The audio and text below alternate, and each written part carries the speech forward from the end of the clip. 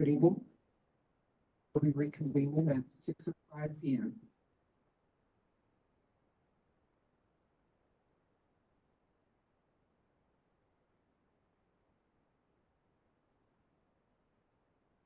There's nothing to report out of closed session. Nothing to report out of closed session. This evening, we'll have the Pledge of Allegiance by Sunnydale's Skyhawk students.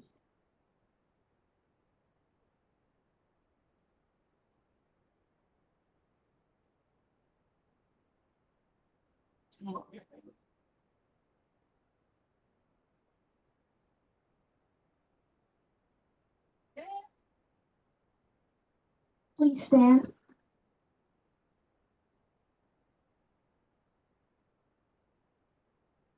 And open your heart. In.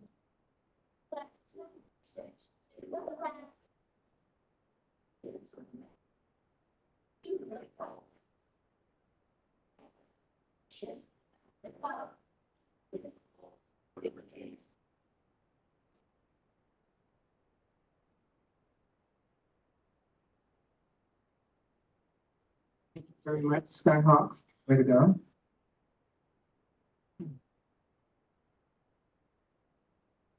Recognition, we have ACES Award.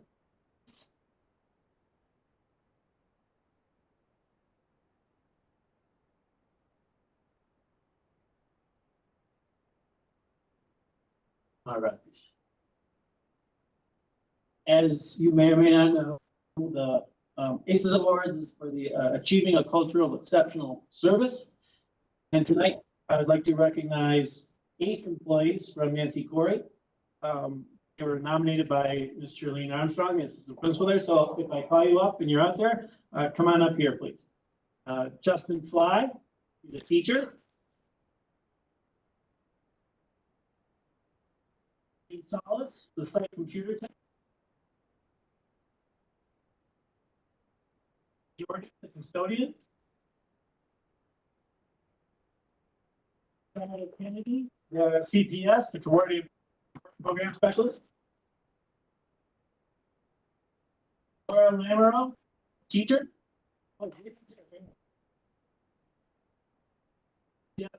Delilah Martinez, school counselor. Kelly Miller, teacher. And Richard Swift, teacher on special assignment. So here's what Ms. Armstrong and Mr. Denning had to say.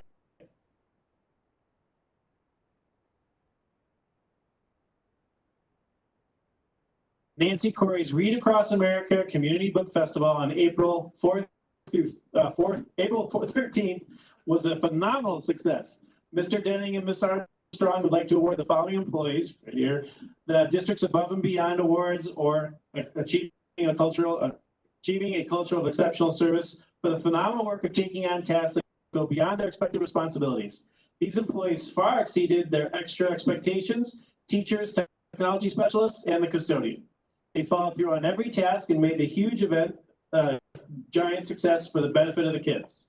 Never before have they seen employees that are so dedicated, hardworking, and tenacious at once. Their service is an inspiration to all of us.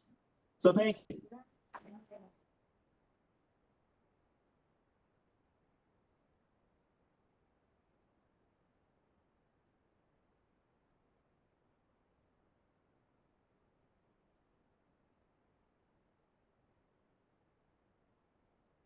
Next, we'll have most inspirational teacher essay winner, Jacob Gomez, New Vista Middle School.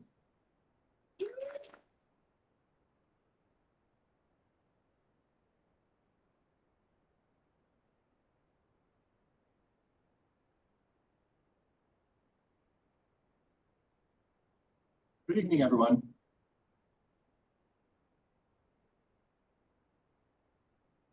The Inspirational Teacher Essay Contest 2024 in memory of Lynn Sheddick. Lynn Sheddick was a teacher in the Lancaster School District for 25 years. During that time, Lynn was an inspiration not only to her students, but also to the countless teachers she mentored and colleagues who had the pleasure of working with her. When Lynn passed away, her family saw fit to suggest donations in her name to be made to the Lancaster Education Foundation. After receiving many such donations, the foundation worked with Lynn's family to come up with a fitting tribute to this wonderful, inspirational teacher. That is how the idea of the Inspirational Teacher Essay Contest came about. And each year, services, we carry the contest on, and it's open to all 8th grade students throughout the district. This year, we received nearly 20 entries from 3 schools selected as the best by their sites. A panel of judges read the essays and chose a winner for each participating site, as well as our overall district winner.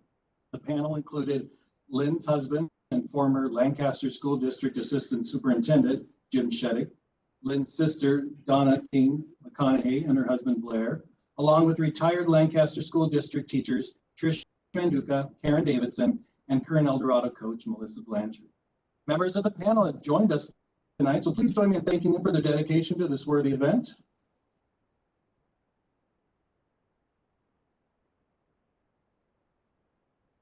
All the students who submitted one of the selected site entries will receive a certificate of achievement, and the winner chosen from each site will receive a certificate of achievement, a $25 gift card, and have their name engraved on a perpetual plaque that will stay at their school site for years to come. This year's site winners included Jaylene Lopez from Linda Birdie School and Michaela Allen from Amagosa Creek Middle School. And we will present them with their certificate and gift card at their site later this week. And finally, here to share his most inspirational teacher essay with us is the grand prize winner, Jacob Gomez from New Vista Middle School. And the subject of his essay is Miss Pisano from New Vista, who is with us tonight as well.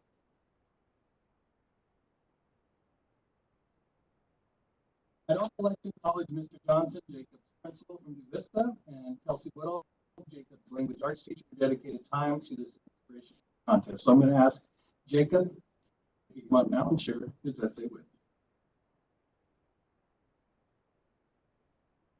Good evening, everybody. My name is Jacob Gomez from New Vista Middle School, and today I'll be reading my inspirational teacher essay. At the heart of every teacher comes their ability to inspire their students in being able to reach their higher potentials, paving the road to their future pursuits in their education and careers. My teacher not only inspired me to become an achiever, but also allowed me to dwell on the possibilities of dreams I would never consider possible.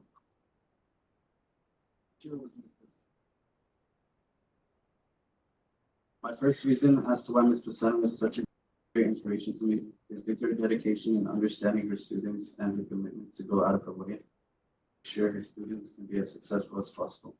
During my time after school, but during tutoring lessons I attended with her, I tended to see the dedication in her eyes to make sure her student understands the material and is able to complete it without any issues.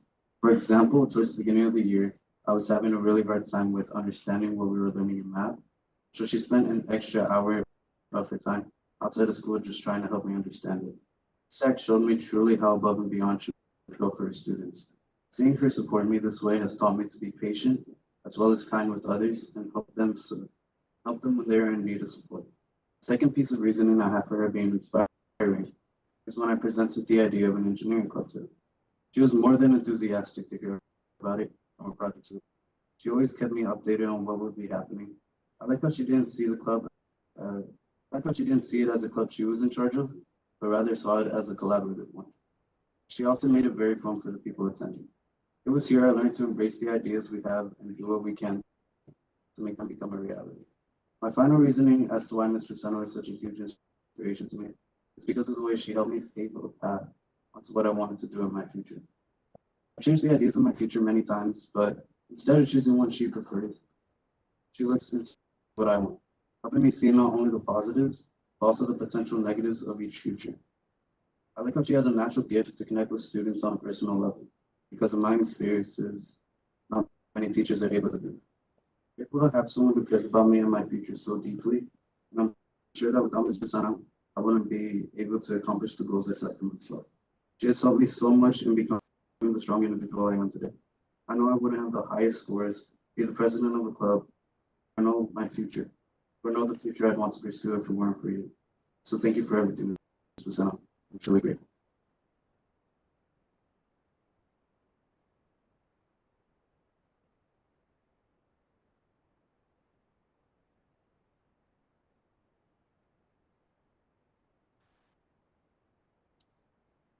All right. One more round of applause for Jacob.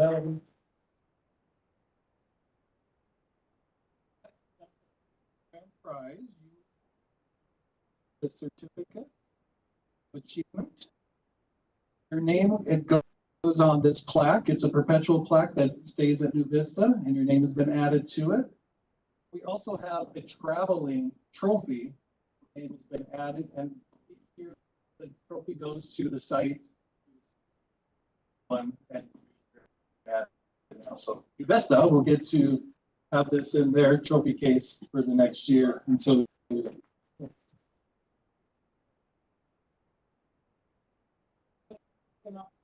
Also to say that one other thing that Jacob gets is $300 in Bitcoin.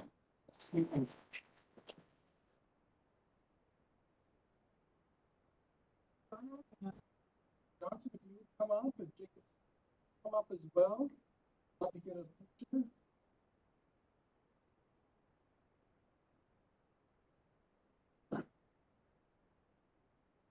Dr. Mary, could you come down with us as well?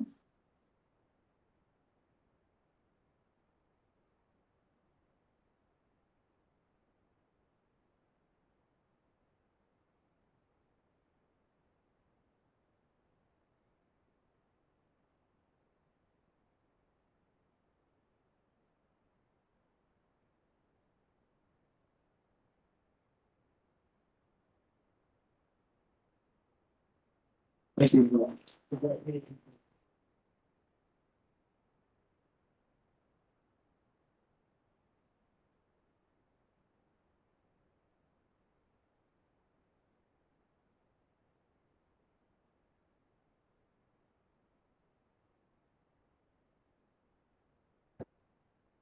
So now we'll do informational items, enrollment report.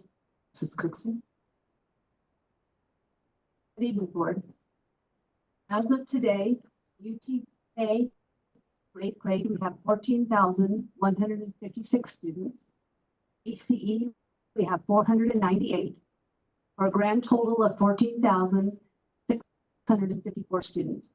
That's a gain of 6 from our last board report and a gain of 83 from the same time last year. Additionally, we have 985 homeless students and 434 foster students. Thank you very much. Can you repeat the homeless students? Homeless was 985. All right, we have our curriculum highlights by Sunnydale Elementary School Principal, Dr. Wood.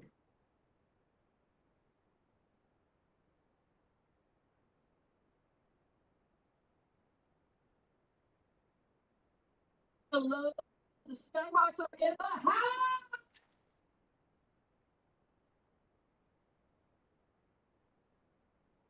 Well, we would like to thank the board, cabinet, family, and the Skyhawks tonight for shine the way that we love to shine at Sunnydale. We find it very appropriate tonight on Teacher Appreciation Week to be able to highlight some of the great things that our staff has done with the students. And thank you for the resources that have been given to us so it could be possible. We have a great video for you that we would like to share. And in that, what we will see is Sunnydale going above and beyond.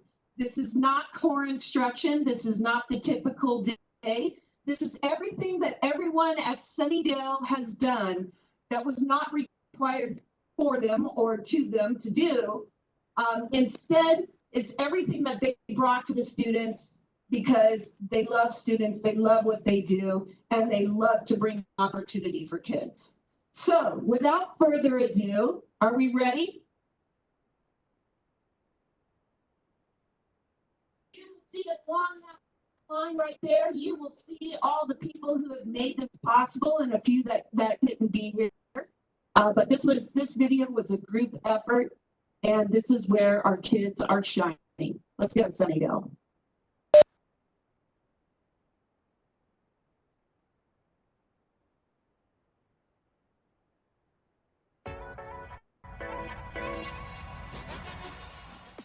We're Sunnydale students. Of course we cheer in the pep squad.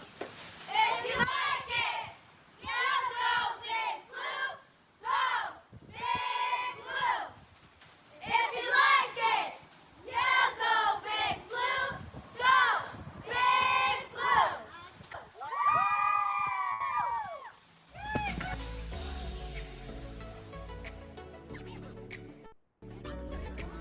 One, two, three, We're Sunnydale students. Of course we know how to drum jig.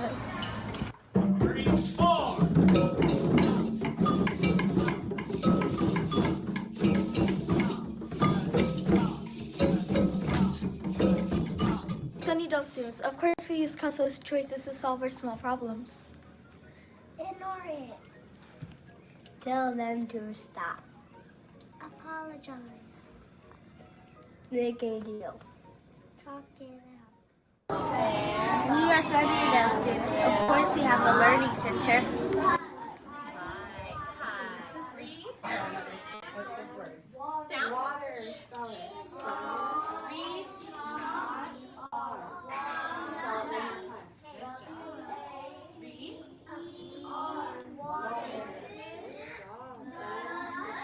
Is the hat on the man? No. Isn't.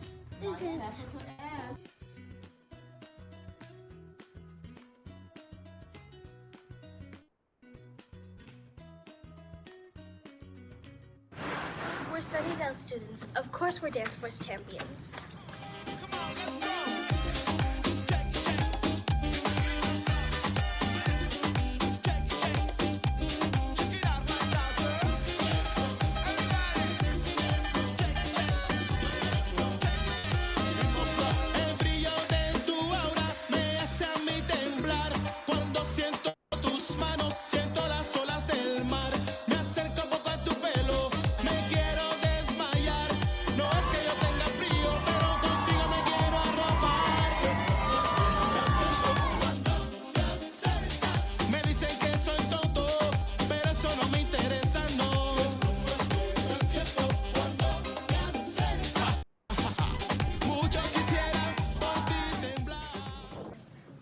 We're Sunnydale students. Of course we're artists.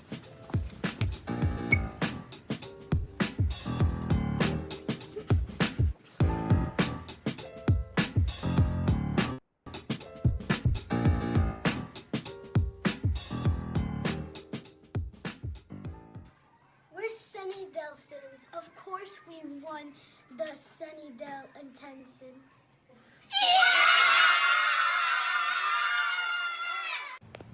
We're Sunnydale students. Of course we're participating for the Battle of the Books.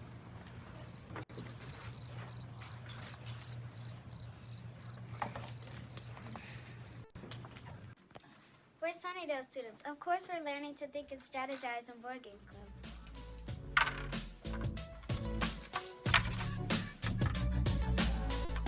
Know that in the future I would be actually That costs money? Where's my money? Hey, I have to pick up Oh, come on! I went to jail. We're Sunnydale students. Of course we love reading with our big buddies.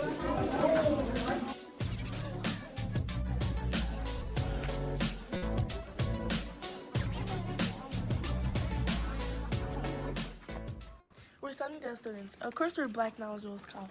And Latino knowledgeable scholars.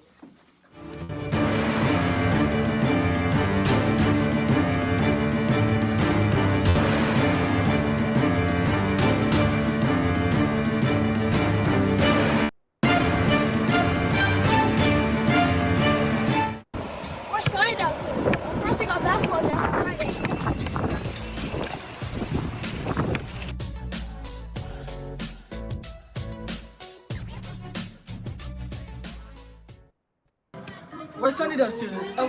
blue on Fridays.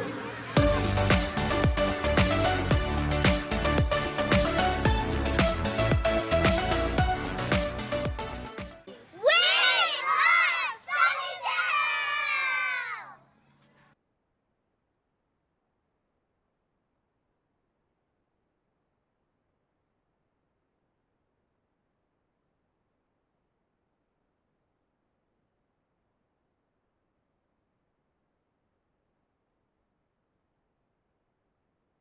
Like to thank them personally during this teacher appreciation, and all of you are teacher, no matter what your title is.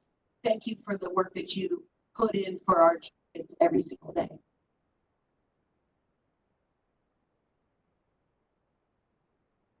Assistant principal of Sunnydale. Everyone. So to conclude our presentation, we would like to call up some of our PEP squatters, and they're going to come up and give a little demonstration for you. And our families and staff are also encouraged to share out and shout out and represent them. Awesome job.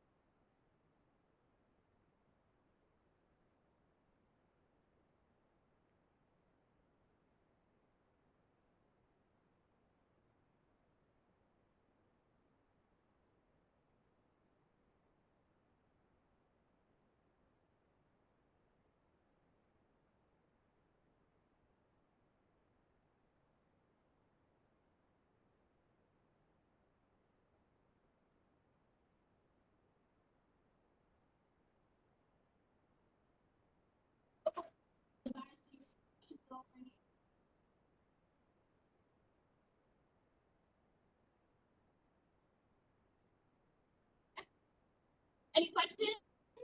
I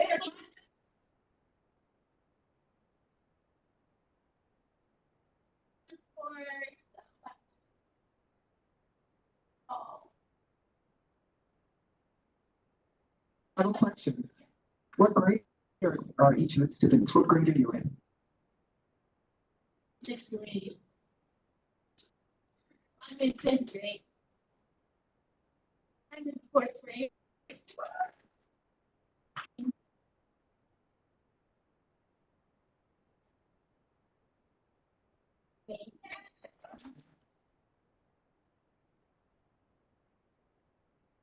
To these programs as you go forward? In your third grade, your fourth grade, your fifth grade, so you guys are gonna stay on the Black Knowledge Bowl teams and the pep squad? Awesome. Thank you so much.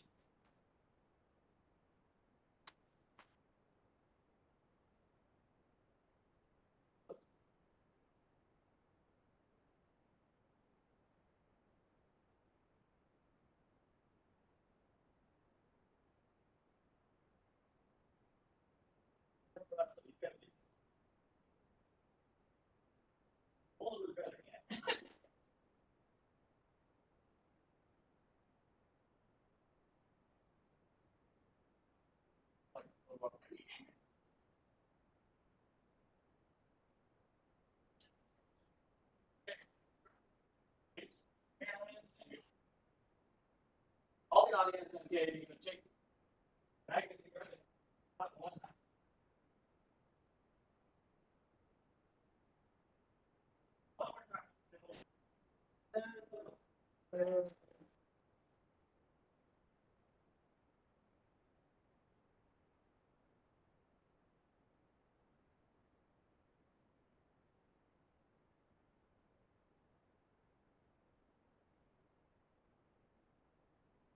Right, I think that concludes our presentation unless there's any other questions. Awesome, thank you so much.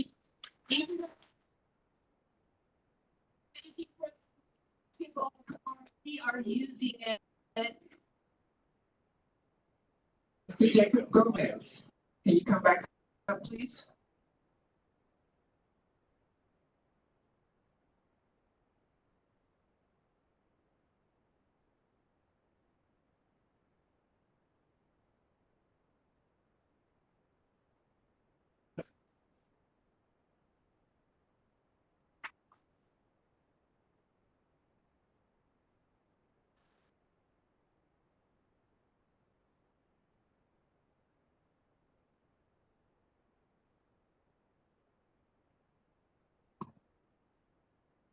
Now we're on to presentations, request proposal reports. We have Ivy Charter School update.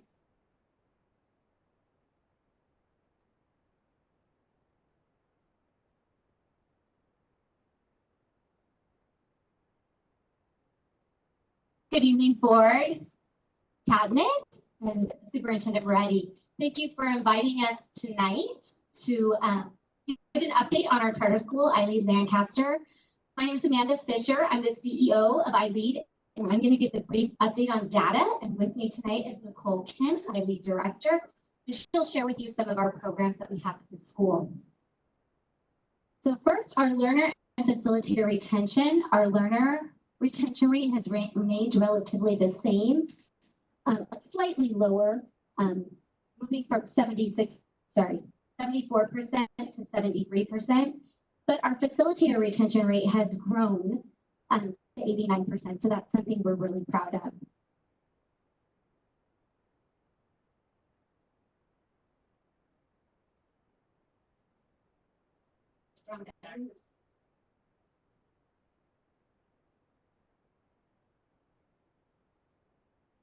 Our demographics shows that 44% of our learners are Hispanics, followed by 31% African American, 13% white, and 11% two or more races.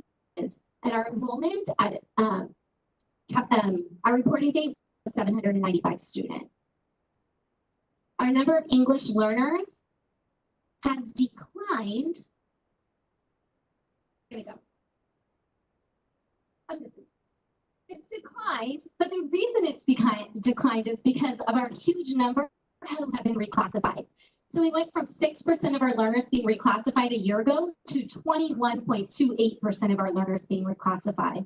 So another success for us. Our special education number of students remains the same. We have 116 students out of our 790. Our suspension rate is relatively the same with no expulsions. Our socioeconomically disadvantaged students is at 76%, just up slightly from last year, which was at 75%.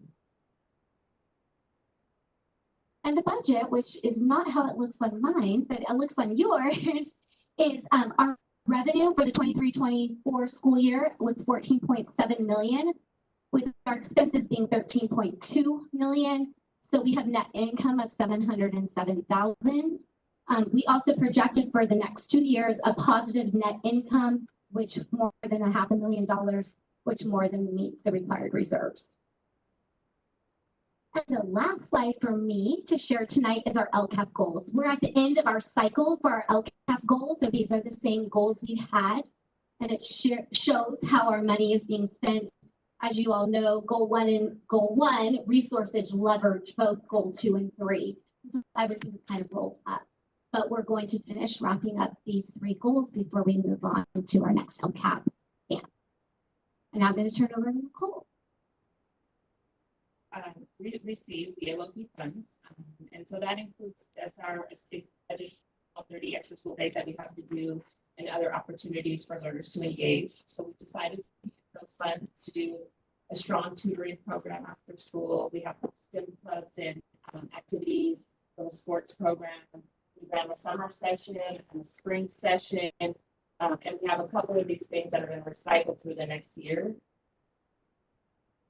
So one of our focuses in our LCAP was to close the achievement gaps, and so we've been working on that in math and ELA. We have curriculum that's supporting that. We do some interventions in both math and ELA. Like I said before, we have small group interventions that are supported through a tiered system throughout the day. So we do that in math and ELA and ELD and writing. This year we take our math tests every year. We take it in the fall and in the spring.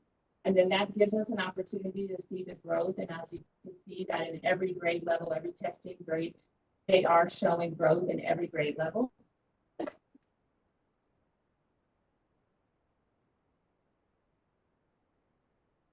And one of our things is that we are social emotional learning school as well. So In the past, we used to track our social emotional skills with all these character traits, and there were several of them. And this year, we honed in and changed them into 4. And so we are tracking the progress of our learners through these 4 categories: lifelong learner, authentic individual, empathetic citizen. And so what happens is in December, when they get their report card, they take a survey. The facilitator and the learner take the survey together that kind of tracks where they are. And then in spring, in May, at the end of May, they will take that same survey, and then we'll be able to see the growth. Unfortunately, this is the first cycle. So when we report to you again, you'll see like the growth of where our kids are ranging in these categories for social emotional. So our successes for the year is that we followed in the mid-track for the charter performance category. We've had growth in both ELA and math, and our ELD, which has put us in the mid-track for when we come up for renewal. Our intervention program is really, really strong. We've implemented Read 180 this year. We've implemented the Bridges math intervention. And then we have a really strong counseling team. We have 2 social emotional counselors. We have a social worker, and all those things give us an opportunity to wrap around our learners and support them in all areas. We started a sports program this year. We played against a couple of your schools. We were not that great in sport, but we all had fun. We had a great time doing it. And then we had community engagement. We had a lot of community engagement activities. That's one of our OPAB goals, is to really bring the community inside of our schools. So we do food gatherings, we do clothing drives, we do activities for families to come in. We did a solve the class for our parents to come in and have like a date night on our campus, and then we did something with the kids while they were learning how to solve the dance. We too participated in dance course, so the dance course kids led the salsa dancing class. We did some things. We have all kinds of enrichment programs. We have STEM Club. We do the MESA program where we partner with Casse LA. We have a music program where we do choir and songwriting and music production. We have choir. We have an art club. We have, like I said, the sports club. We started off with just a club, and then for the littles, and for middle school, they have competitive teams. They do track, they do cross country, they do basketball, they do soccer, and then we have dance and cheer. So we do the dance course, hip hop dance class, have a cheer team, and then we also do the volunteer. Oh, and we have kindness. The kindness club is what they do, volunteer community service around the community. They do a lot with Grace Resource Center and some of the other places that support in the community.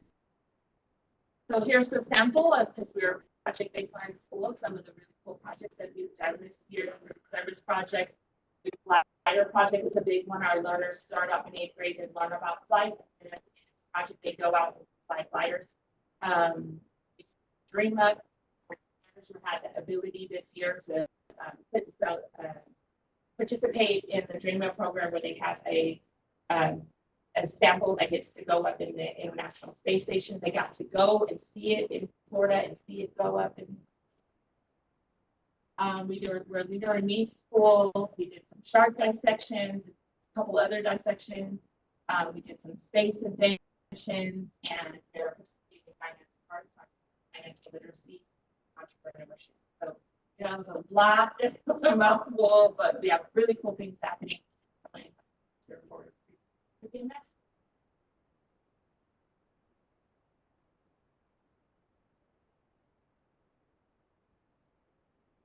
Thank you very much. Appreciate your stuff. Now we'll have Mike Sword, International Charter School.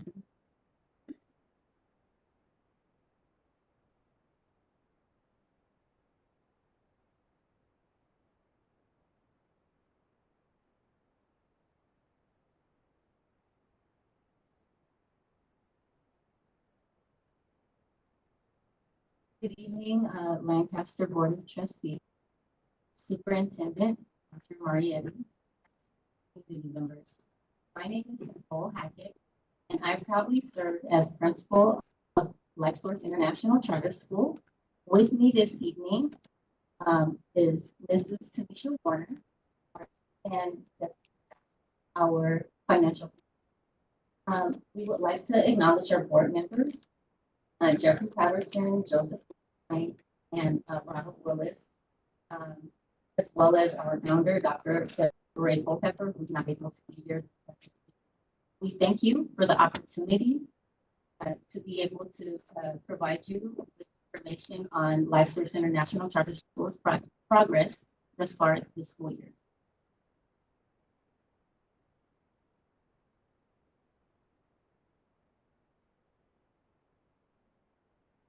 In this presentation, we will provide you with updates on our academic progress since last year's presentation. We will review our dashboard data, task force, benchmark assessment data, as well as our LifeSource graduate team.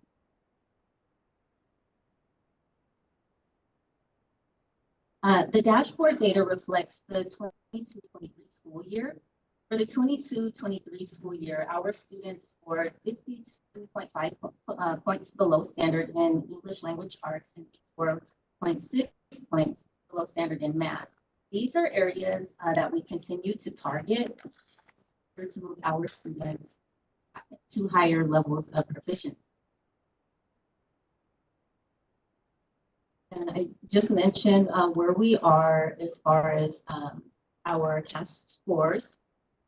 These scores are comparable to that of Lancaster School District as well as the state, and it just continues to be an area in which we target to move our students to higher levels of proficiency.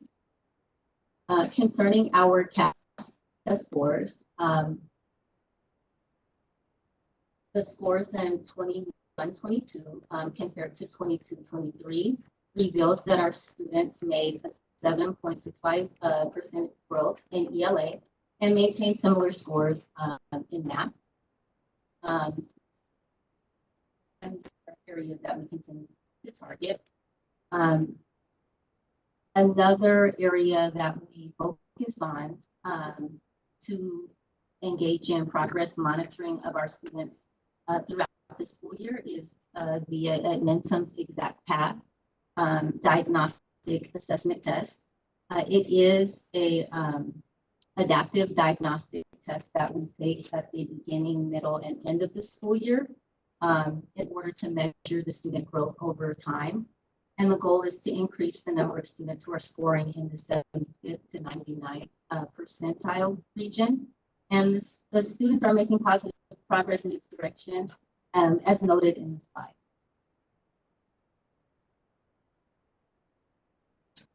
Our current enrollment is 196. As many districts are facing declining enrollment, we too are noticing similar trends. Some of this is attributed to the pandemic. Others are attributed to some of the life circumstances of our family.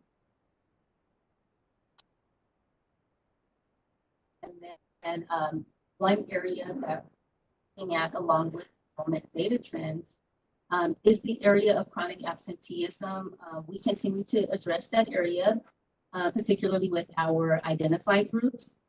We are outreaching to families, leaning into the needs of our students while they're on campus, as well as creating opportunities to award student growth in the area of attendance.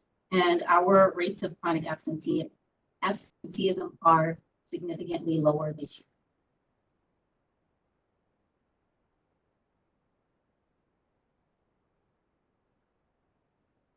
And then you can see in the slide as far as our ADA rate over the school year or over the course of the school year. Currently, our average ADA rate is 91.49%.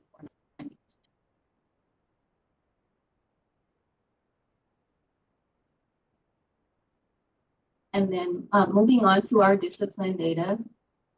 As of April of last school year, we did have 43 incidents that required a suspension.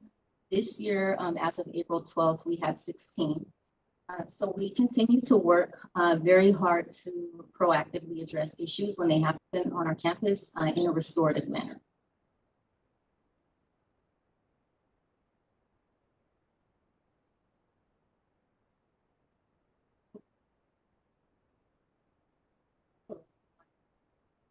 We encourage our students in community building circles and use it as a problem solving tool and to encourage positive and effective communication.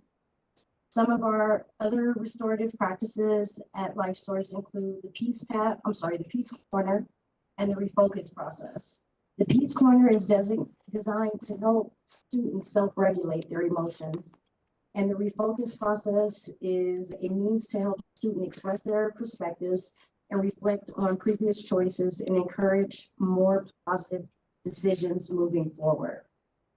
This year, we engaged in the Williams review process for both our material sufficiency and facilities.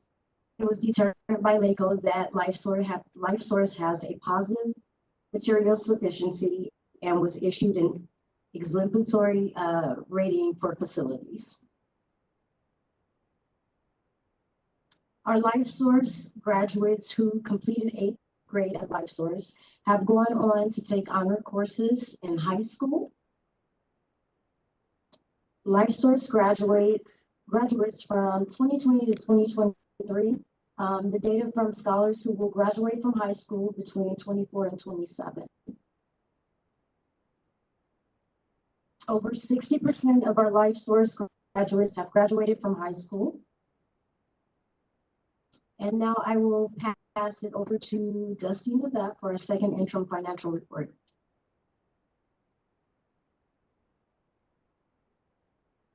Good evening. It's a pleasure to be here this evening. So I'd just like to do some highlights on this second interim report. So the LifeSource International Charter School has a positive ending projected cash balance, 1.9 million at January. We have a projected budget of revenue of 7.8 million and projected expenditures of right around 8 million, with that projected surplus of almost $2 million. Our student enrollment data, 22-23 is displayed there. As we mentioned, it has declined in this particular year. The reason that enrollment number is different than the one that Mrs. Hackett shared is because from a financial standpoint, we have to take CVIDs for SFF.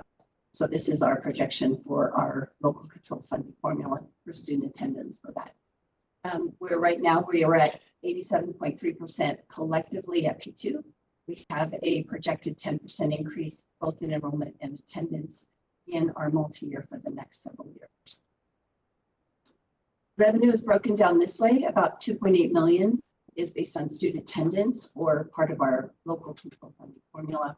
We have federal grants in areas of Title I, Title II, child nutrition, federal special education, and our child care center grant. Our state revenues of about 2.5 million encompass both the ELOP or the Expanded Learning Opportunities Program that 9-hour day or an after school and with additional 30 days, as well as our ACES program and lottery and our state preschool. Our local grant, local money comes in special El Dorado. We're a member of El Dorado SELPA, so that comes in under local, as well as some of our special fundraising. Our expenditures are broken down. Salary and benefits are at about 2.4 million. Books and supplies are projected at about 1.1 million throughout the school year, as well as our operating expenses, which are about 4.2 million. We do contract out for some of our after-school programs, so that raises that operating expenditure category. Our fund balances are healthy, as you can see.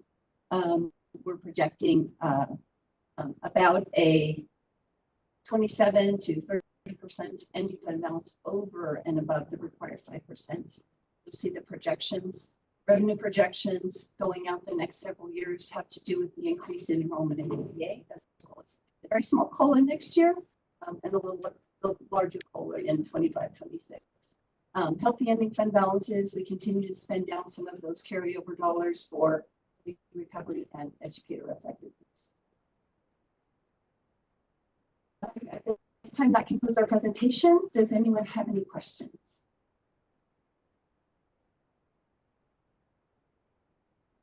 No questions. Thank you very much.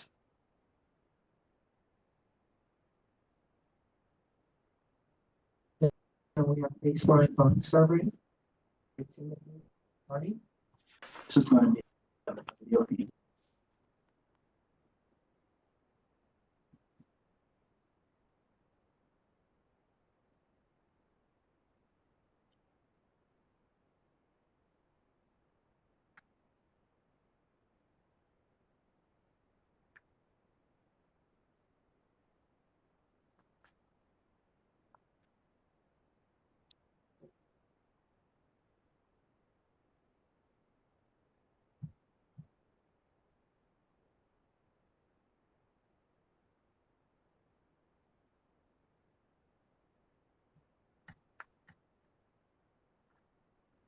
Okay, should be good. Okay, can you hear me? Yes, we can hear you. Okay, wonderful. Are you ready for me to begin? It's all yours. Take it away. Okay, great. Well, good evening, Mr. President, members of the board. I'm Dr. Tim McClarney. I'm the president of True North Research. We are a firm that over the last 20 years has specialized in working with school districts and other types of public agencies around the state in using surveys to help them develop a statistically reliable understanding of the communities and the customers that they serve. To date, my business partner and I have worked on over 1,300 research studies for public agencies, and about half of that work is what we call revenue measure feasibility studies, like what we're going to be talking about here tonight, where the goal is to understand if it's feasible for a school district to move forward with a bond, for example, and if it is feasible, to use the survey to help them structure a measure in a way that is well aligned with the type of measure that their community is interested in supporting. We've helped our clients have a lot of success to date. Since 2008, our overall success rate is 95% for measures that we recommend go to ballot based on our research. And we've helped public agencies at the local level raise about $35 billion in voter-approved measures. I also had the privilege of working with your school district on your last bond on the survey work. I mentioned this background because as I go through tonight's presentation, I will probably make reference to how the results we're seeing here in Lancaster compare to what we normally see in other bond measures and for other school districts. And I just wanted you to have a sense for the experience base from which I'd be speaking. I also welcome questions from the board as I go, or at the end, whichever is your preference. Next slide, please.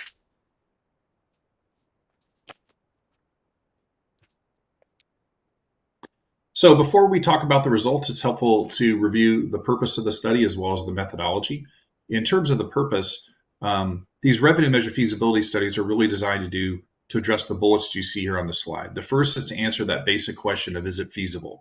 And what I mean by that is if you as a board were to choose to move forward with a measure on the November ballot, does it have a reasonable chance of success?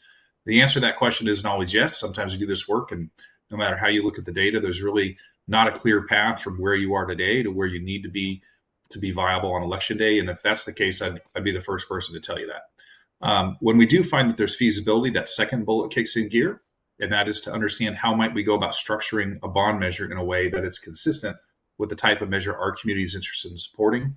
There's a lot of pieces to a bond proposal. There's the project list. What is it you're proposing to do and fix and construct with these funds in terms of your facilities? There's the financials, the bond amount, the underlying tax rate, the annual levy.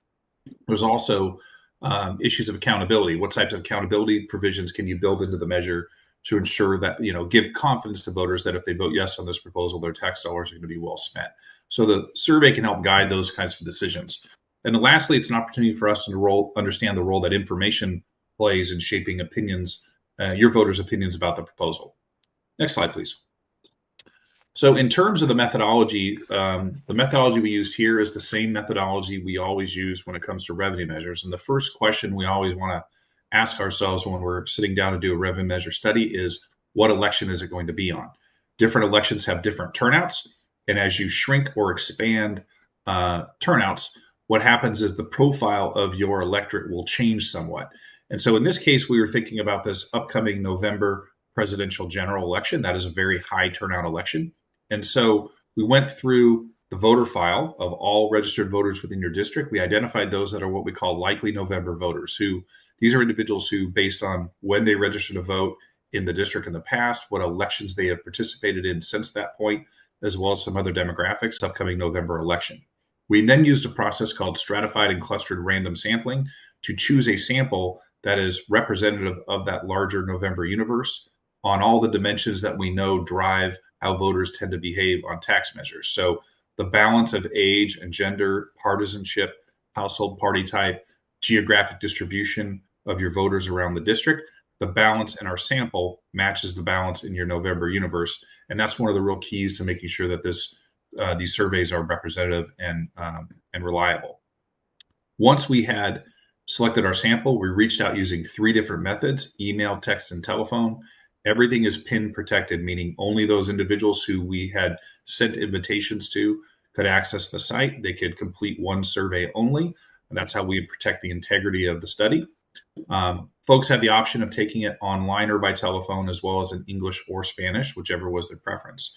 We wound up completing 428 interviews, which, when you have a random sample of 428, allows you to have a maximum margin of error due to sampling of plus or minus 4.7% at the 95% confidence level. What that means is we can be 95% confident that the results we'll be sharing with you tonight are within 4.7% of what we would have found had we spoken with all of your likely November voters. Okay, next slide, please. So one of the questions that we start out with in the poll is what we call our importance of issues question, where for each of the issues you see on that slide, we simply ask voters to tell us how important is this issue to you. Is it extremely important, very important, somewhat important, or not all important? I like to open up with this question because it's a great warm-up question. Just kind of gets voters into the groove of taking the survey, gets them thinking about local issues in their community. But it is also an opportunity for us to understand how that issue of improving the quality of education in local public schools stacks up against some of these other issues that also compete for tax dollars. And in particular, how does the issue of improving the quality of education in local public schools stack up against the issue of preventing local tax increases? Rough rule of thumb, but makes a lot of sense. The more importance that voters place on the issue of improving the quality of education in local schools relative to the issue of preventing local tax increases, the better positioned you are to move forward with some type of education-related measure. And what you see here in your community, the number one issue of those we tested was reducing crime and gang activity at 93%, and then followed up with improving the quality of education in local public schools at 88%. Further down the list, you see preventing local tax increases at 76%. So it's substantially lower than that issue of improving the quality of education, and that's a good sign. Next slide, please. So when you're doing revenue measure research like this, it's really important that you test legally compliant 75-word ballot statements, meaning we want voters to react to the type of statement they would encounter on the ballot if you were to move forward with a measure in November. We don't want to just test the concept of improving schools with a bond. We want to actually present them with the exact wording that we think they would encounter. So we shown here is the ballot statement that we tested in the poll. It is legally compliant. You could put this on the ballot as it reads and satisfy all the requirements. The one thing I will point out is, and what makes your measure a little bit unique, is as you get down towards the bottom where it says, shall Lancaster School District's measure be adopted authorizing $122 million in bonds at legal rates, and in parentheses, without increasing tax rates. You have what is known as a bond extension opportunity. You have bonds on the books already that are just about ready to pay off.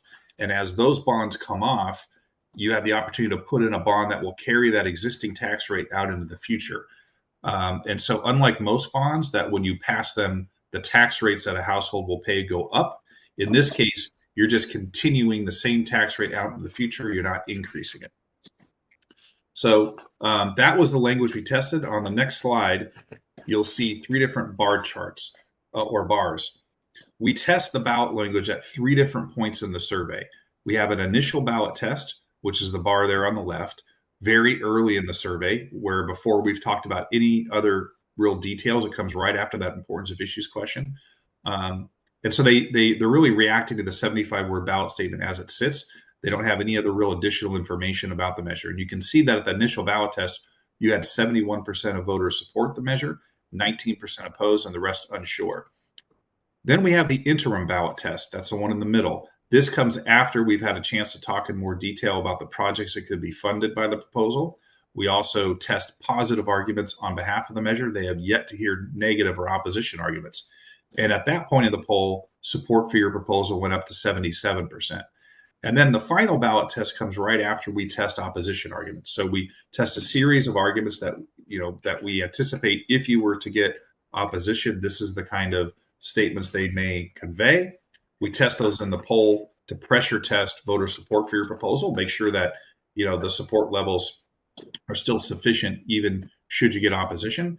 And you can see that the opposition arguments cool us down a bit, but we land at the end of the survey at 70%. What is important to know is that for a Prop 39 bond in the state of California, you need 55% support to be successful. So at each one of these ballot tests, you are well above the 55% that's required for passage. Next slide, please. And in the space of the poll, we also took an opportunity to present to voters a series of projects and improvements that could be funded by your bond. We did that because on the one hand, we wanted to educate them more about what your proposal could accomplish, but it's also an opportunity for us to look at, of all the ways you can spend the money or considering spending the money, how they feel about each of those ways and which of these are ultimately their priorities. I get to do this work for a lot of school districts around the state. And one of the things that's really unusual is the intensity of favorability for your projects. Every single measure or every single project we tested there had about 80% or more voters say that they would favor spending some of the funds on that item. And you have several projects where you have 70+% who say strongly favor. I almost never see that, right? And I do hundreds of these. I've done hundreds of these in my career. I almost have never seen strongly favor numbers in the 70%. So what this suggests is there's a real appetite and demand in your community for these improvements to your facilities. Next slide, please. Okay, so what does all this mean? I've got a couple wrap-up slides here. I'm going to circle back first to that overarching question I mentioned at the outset as being the main motivator for the survey, which is to determine, is it feasible? Meaning that if you as a board were to choose to place a measure on the November ballot, does it have a reasonable chance of success? I think the answer to that is a resounding yes. In fact, I would say you have not just a reasonable chance of success, you have a very good chance of success on November. Why the yes part? Well, that's everything you see under the positive signs there. These are all the things that we want to see in place for a measure to be feasible. We are finding here. And importantly, at each point in the survey, when we presented the 75-word ballot statement to your voters and said, now that you've heard a bit more, where do you stand? All of those ballot tests were well above the 55% threshold you need to be successful. And that was even after opposition arguments. This is in part, a reflection of the fact that you have a bond extension opportunity, right? The ability to pass this bond without raising the tax rates that households currently pay is a game changer when it comes to bond measures like this. And that's how part of the reason why you're seeing numbers as high as you are here. Those bond extensions are also kind of they have a limited shelf life, right? You have the ability to pass one as a bond is coming off, but if you go by that point, right? If you wait too long, and I've seen a couple districts inadvertently do that, you then no longer have the bond extension, you have to pass a new one. So when you have a bond extension opportunity like you do here, you really want to take advantage of that opportunity.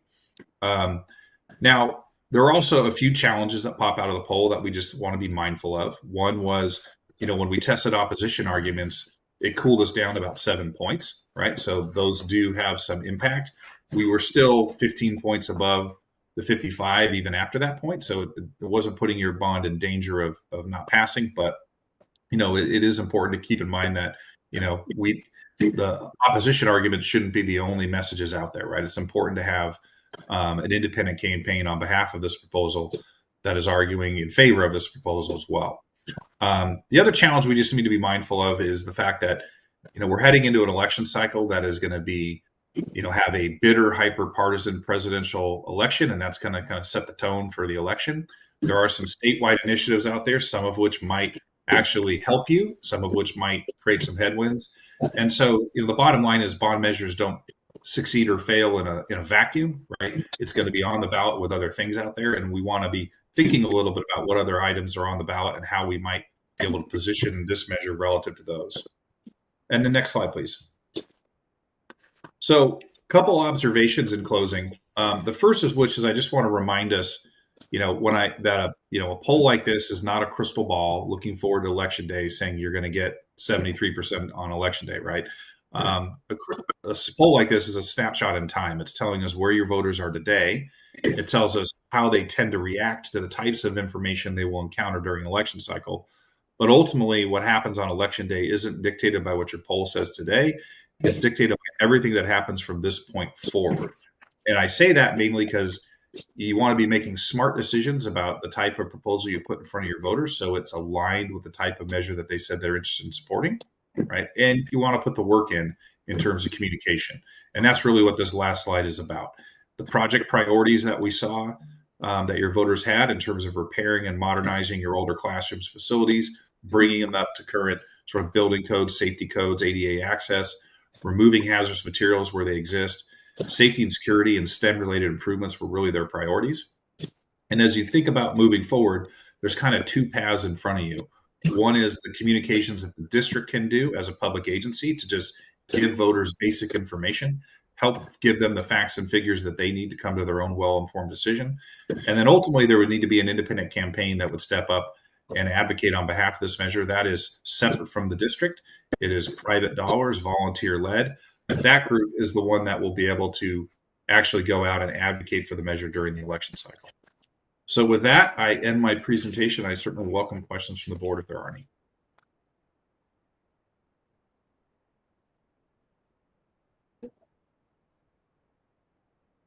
Okay. Mr. Keating, question? Yeah, so the language that you presented to us, is that what you're recommending to put on the ballot? Yes, that language is been vetted by bond counsel, and it matches really well with what your voters' priorities were for the survey and so we don't really see a need, especially when you have the support levels we're seeing in this survey. There's not a real need there to tweak that language. And should be the agency that be helping us put it on the ballot, or it's kind of how that. I'm sorry, the audio is a little rough. I didn't catch that part. Do you actually walk us through the process of putting it on the ballot and all that? Yeah, there's another firm that really specializes in that. And that is working with the district. I focus on the research side, and then they focus on the process side moving forward. We have an organization that's working with us. Thank you.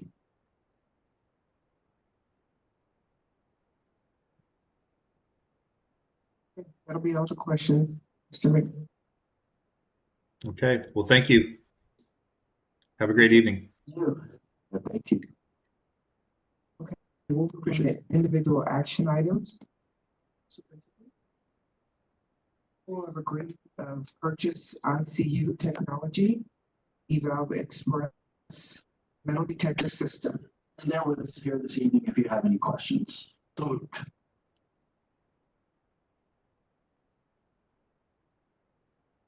any questions or concerns? 4-0. just vote. Get a vote. Sorry. All in favor? Aye. Passes 4-0. Team B, adoption of resolution P23-24, board compensation for missed meetings for Pamela Carlson on amended April 16, 2024. Can I get a motion?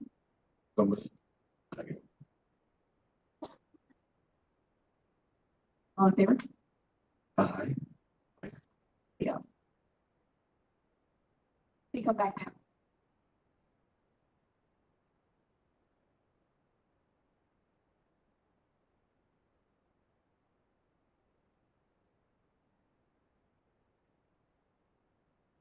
Individual action items. Educational Services, approval of adoption of mathematic textbooks for grade K through 8, Ready Classroom Mathematics and Carl Hill Math, My Math. Can I get a motion? Motion by Mr. Teepee, second. Second. Second by Mr. Giles. Just a comment that this item and the following three are all on because we are in that transitional time. Our current adoptions are ending. They're not transitional period. If you have any questions. Stop. Do you know when those or the meeting out? Do we have an idea? Or? Yeah, it's up in 26, 27, I think, which are 20.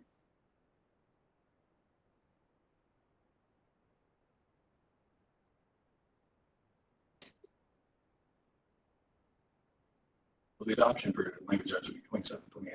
We would adopt. Right.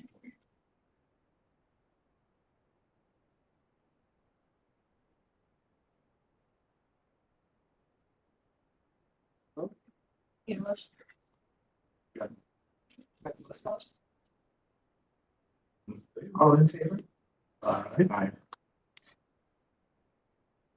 So passes 4-0. Of adoption of English language arts, English language development textbooks for grades K2 ready reading. Motion. Motion by Giles, second. By Mrs. Mann. Question or concern? All in favor? Vote passes 4-0. Approval of adoption of English language arts, English language development textbooks for grades 2 through 5 ready reading. Motion. Motion by Mrs. Mann, second by Mr. Teepee. Questions or concerns? All in favor? Aye. Motion passes 4-0. Approval of adoption of English language development textbooks for grades 3 through 5, magnetic reading. Motion by Mrs. Mann. Second by Mr. Giles. Any questions or concerns? All in favor? Aye. Motion passed 4-0. Individual action items, human resources. A, approval of principal. Mr. George Lopez.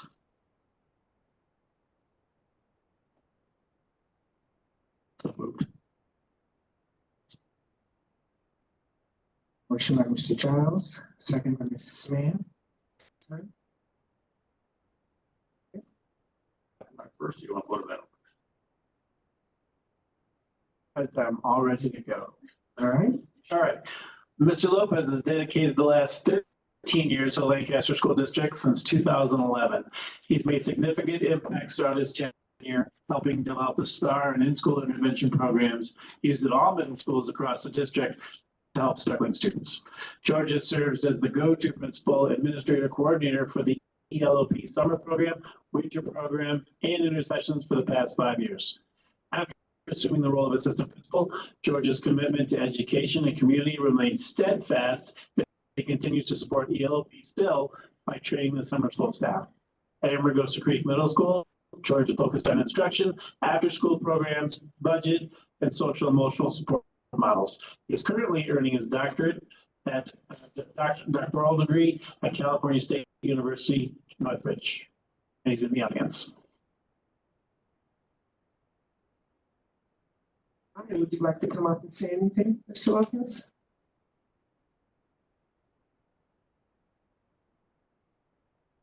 Be careful, I'm voting on George. Yes, sir. I thought it was the comedian, George. No, the comedians were sitting next to me, brushing me up all night long. So first of all, I'd like to thank the board. I'd like to thank Dr. Marietti, Executive Cabinet. My family is also here. I'd like to thank the in-house comedy of the Coleman brothers. I'm looking for the challenge. I'm excited. Let's get to work. Thank you. All in favor? Aye. Congratulations. Congratulations.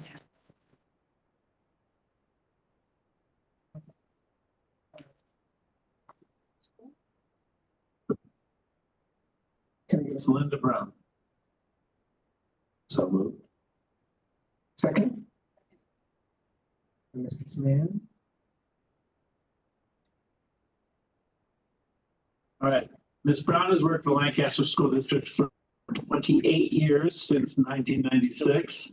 She started her career at Parkview Middle School as a PE teacher, but also taught seventh grade history. During her time at Parkview, she coached multiple sports, helped with the Associated Student Body, and received recognition as Teacher of the Year in 1999. When Amargosa Creek Middle School opened, she transferred as a physical education teacher again. During her time at Amargosa Creek, she coached basketball, cross country, and volleyball. She again took on the ASB program and led countless student activities. In 2004, Linda received Teacher of the Year for the second time. While earning her admin credential, Ms. Brown became the admin intern for several years as well. She was the assistant principal at Westwood Elementary and back at Amargosa Creek Middle School prior to becoming the coordinator of the early learning program, where she spent 9 years. Ms. Brown has a passion for impacting lives of children, investing in students, serving the Lancaster School District, and looks forward to embracing this position to further her career development. She's here.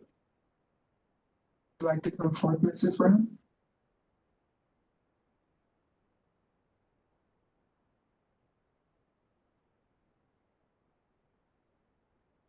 I'm a little shorter. Good evening. Thank you. I'm very excited about the opportunity. As I've worked in early learning, I did do a number of the time overseeing early childhood special education, which has just a really near and dear place in my heart. So I'm looking very forward to the change. I appreciate the opportunity that I've been given. And I really look forward to working with Amy Westlake. If you don't know her, she's the principal of our Modsphere program and has done just an exceptional job there and has quite a vision for children with special needs. And so I'm really, really looking forward to the opportunity to work with her. So thank you very much for this chance. Thank you, Ms. Brown.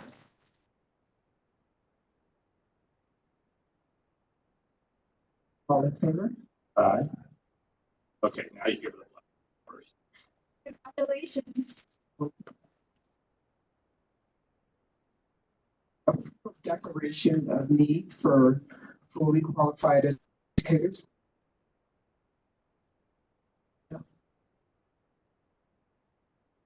We'll see. 15C from the. You did. Run. Approval of declaration of need for fully qualified educators. So moved. Motion by Mr. Giles, second by Mrs. Mann. Questions or concerns? All in favor? Aye. Aye. Motion passes 4-0. Provisional internship permit for 2023-2024 school year. Can I get a motion? So moved.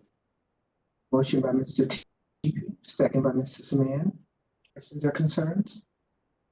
All in favor? Aye. Motion passes 4-0. Approval of memorandum of understanding for 1 year full release of TAL president. Motion by Mr. Giles. Second. Second by Mr. T. Questions or concerns? All in favor? Aye. Motion passes 4-0. Report. Individuals who wish to address the board may complete a speaker card and present it, and any supporting documents to the superintendent's assistant and other district official prior to the start of the meeting. So information such as a student, parent, guardian's name, address, phone number, date of birth, email address.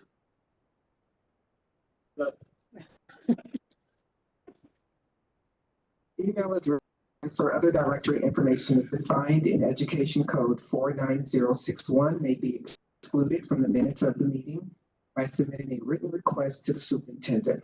The board president shall recognize individuals who wish to speak.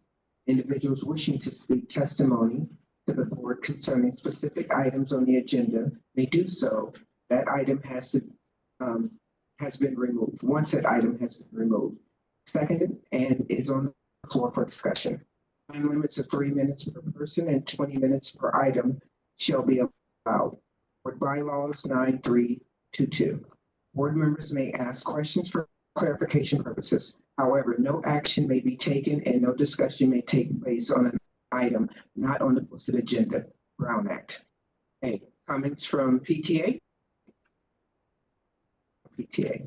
Comments from CSEA? Comments from TAO? Comments from the audience? No comments from the audience.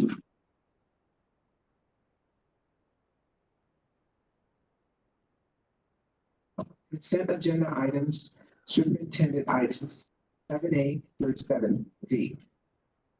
So moved. Motion by Mr. Giles, second. Second. Second by Mr. TP. Any questions or concerns? All in favor? Aye. All. Motion passes 4-0. Consent agenda items, business items 18A through 18R. Motion? Motion by Mrs. Mann, second. Second. Second by Mr. TP. Questions or concerns? All in favor? Aye. Motion passes 4-0. Consent agenda items, educational service items, 19A through 19AA. Motion? Second. Motion by Mr. TP, second by Mr. Giles. Any questions or concerns? All in favor? Aye. Motion passes 4-0.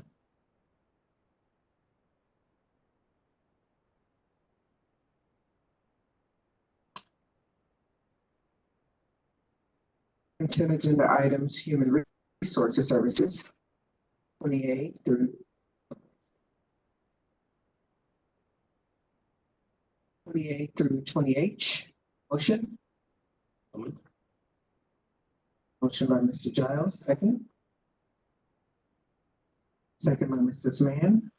Any questions or concerns? All in favor? Aye. Motion passes 4-0. Consent agenda items, innovation and technology services, 21A through 21R. Made a motion?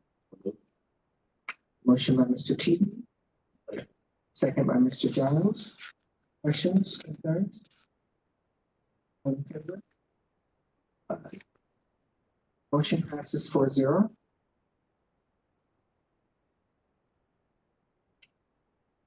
Legislative and policy discussion. Any questions on any readings? It's a lot of them.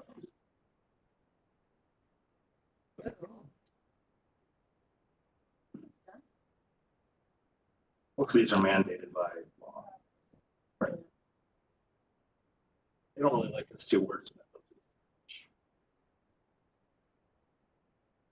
We'll move right along to the comments from the board. Superintendent. Okay, thank you guys for still hanging out. Mr. Lopez is gone and went for ice cream. So congratulations, whoever's left. It's Brown. But she is here. You know, you've been around long enough that when I got on the school board in 1987, I think you were teaching at Parkview, right? I think that's where, yeah, I don't know if that dates us or that was a while back. Yeah, hey, so we're both still really young, you know, I don't know what to say.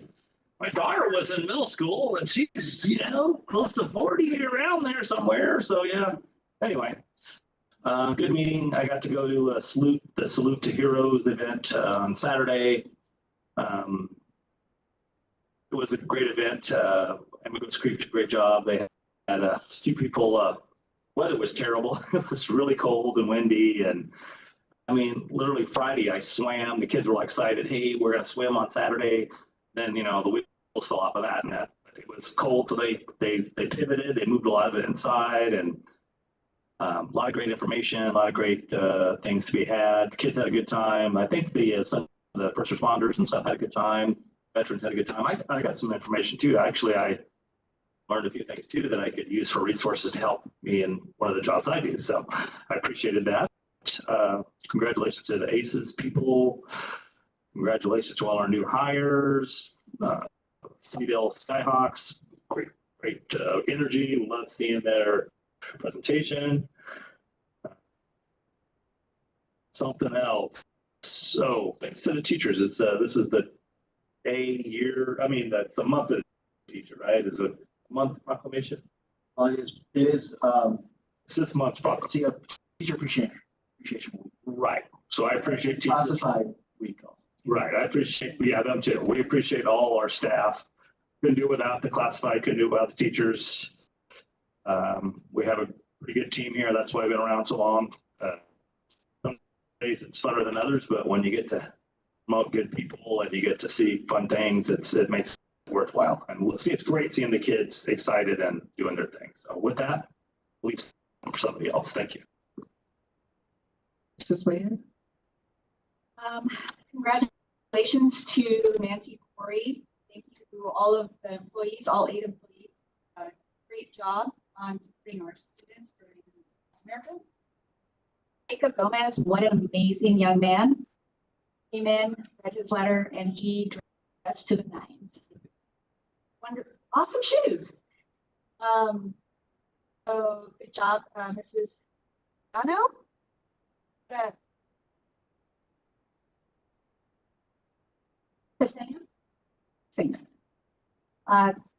Thank you very much. You are an inspiration to Jacob, and that's amazing. Great job, Sunnydale IHOP, Dr. Wood, Vice Principal Jenny. I don't want to mess this up. Browski.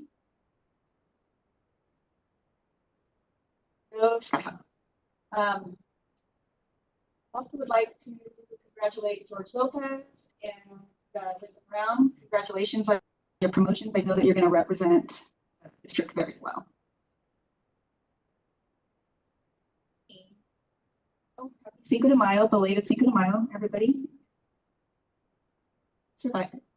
And thank you to the teachers and to the classified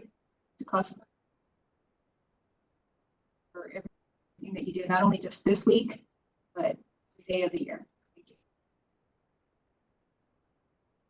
Mr. Teacher. Yes, thank you to all the teachers and classified for all the work you do. Outstanding throughout the year.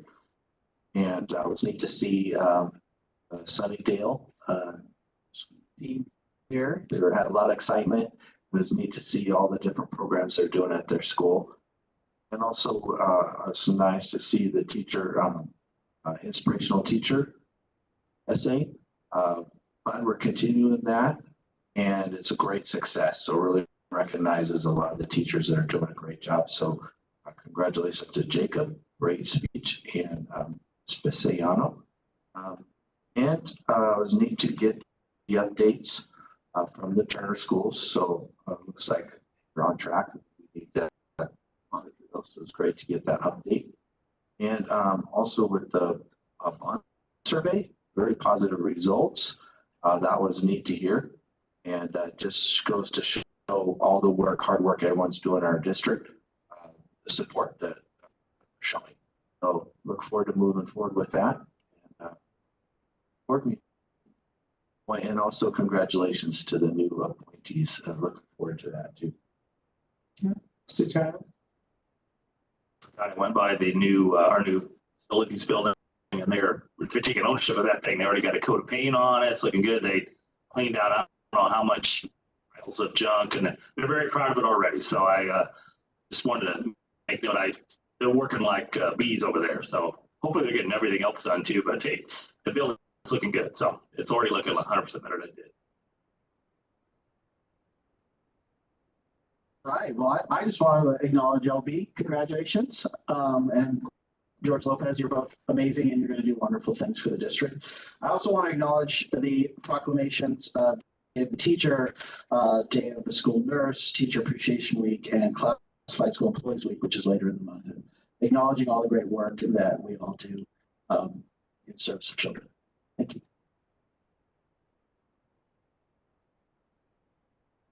Oh, and I'm going to go straight to the art program too, an art display and art show, and it was good too. I had to go there, not just to go there, but also my granddaughter had paintings there. So they interviewed me and asked me what painting was the best, and or which art project was the best, which put a lot of pressure on me on when and what to know how to do that. It was fun. A little bit.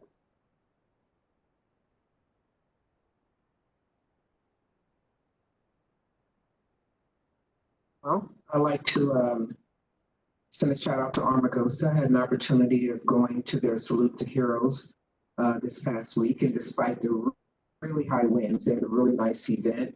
We had a lot of community leaders out with the Veterans Department, our police departments, and they brought emergency vehicles out. The kids had an opportunity of trying them out, riding around in them, playing with the sirens. So it was really a really good event.